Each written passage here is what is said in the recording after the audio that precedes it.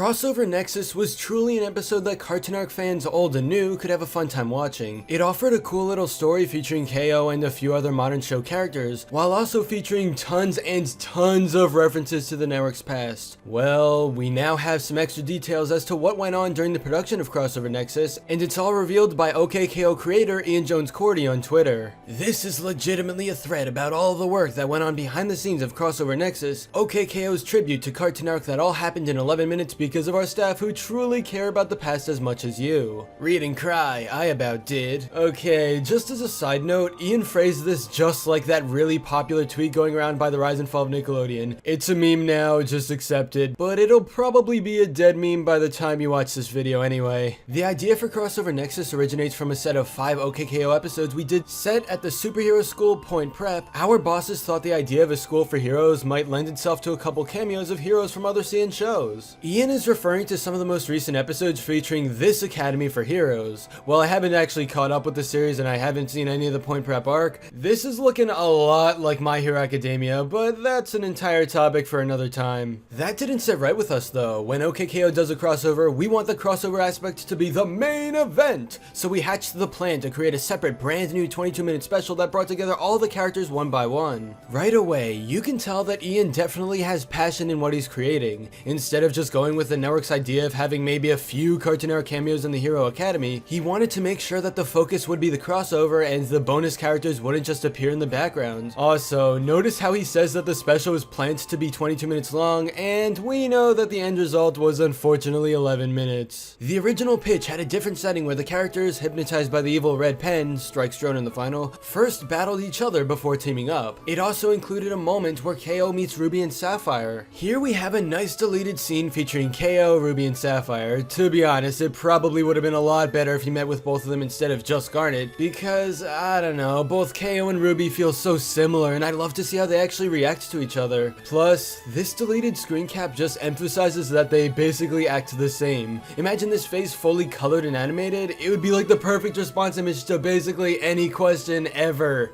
How many licks does it take to get to the center of a Tootsie Pop? I don't know. What's the meaning of life? Why are we here? Duh. KO met the characters in the same order he meets them in the final. After battling Ruby and Sapphire, Garnet is introduced. So in this original 22-minute Crossover Nexus special, not only would we get the bonus appearances of Ruby and Sapphire because there's more time, but Garnet shows up as well, so there's really no downside. It's basically just an extended version and would have probably had even more references to old Cartoon Arc too. Oh boy, here we have an exciting deleted scene that really would have been incredible in the final episode. Ben 10, KO, 1-1, and Garnet are all running away, presumably from Red Pen. The appearance of Infinity Train's 1-1 actually fulfilling a main character role in the episode is cool, especially because his show hasn't even come out yet. The switch is a balanced 1-1. You have to be on both sides.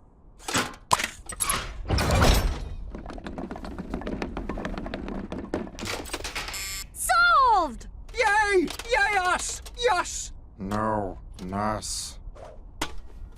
The next car will probably be a fart car, where everything is just a fart. Does it mean that Raven never showed up in the original concept? Nah, she's such a big part of Cartoon Arc, so she may have still played a role later in the episode, but 1-1 could just be an addition to the party. Fun fact, the positive-negative robot did end up making a cameo in the final episode, though it was pretty fast and it's easy to miss him on your initial viewing. We were really proud of our work, but word came down that the network would prefer this as an 11-minute episode. The team was crushed, but we wanted to still do our best for the fans. We worked together with CN to create a new take. We really had our work cut out for us, read on. Instead of just cutting scenes, we rebuilt the entire concept from scratch to be more compact, changed the setting to truly be CN City, and created a new villain! Former OKKO boarder Parker Simmons stepped in and helped us put it all together. He created Strike's design. Okay, so for some reason, the folks over at Cartoon Arc decided it would be best for Crossover Nexus to only be 11 minutes. It doesn't make too much sense though, because if it actually was a half-hour special, then there could have been more commercials. With an event as big as this one, you already know people would tune in, and letting it play for the intended amount of time would have been amazing not only for the network, but also the fans. Ian didn't say why the concept of the episode was preferred to be 11 minutes, so all we can do right now is speculate. With the setting of the special now set in stone, we analyzed the classic CN City, CN building, and its Friday night bumpers created by Primal Screen for locations. Taking these pristine areas and destroying them was a ton of fun! Judging by what Ian just said, I think he would have an amazing time on Destroy Build Destroy. Yeah, that was a show. It was on Cartoon Network.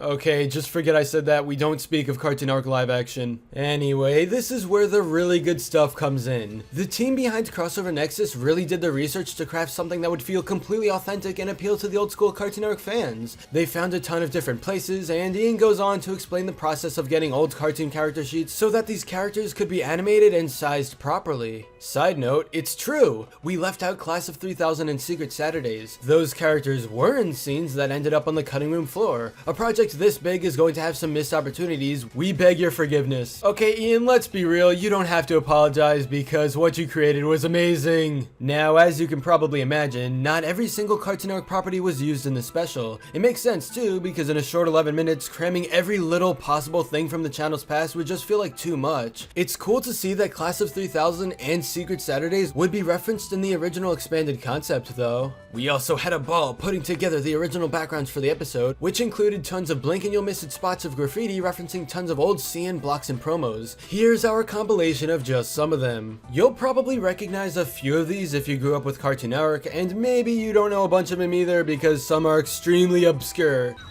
Dadgum check engine light. What's it good for anyway? Anyone sitting there? Why? Because I want to sit down. Why? My feet are killing me. Why? I've been walking for miles. Why? Bus broke down. Why? How am I supposed to know? I'm not a mechanic! It's just really nostalgic and amazing to see so many references to these old programming blocks, plus the compilation picture isn't even every single one that appeared in the episode. The deleted scenes and story behind the special just shows how much effort was put into a short 11 minutes. Yeah, most cartoon episodes still have people working really hard to make them as good as they can be, but Crossover Nexus in particular was extraordinary. Not only were we seeing a team of heroes fighting on screen, but we have to remember there's also a team of heroes in real life, Ian and the entire crew who made this happen. As a classic Cartoon Network watcher, seeing all this old stuff was incredible, and come on, that punch scene was legendary.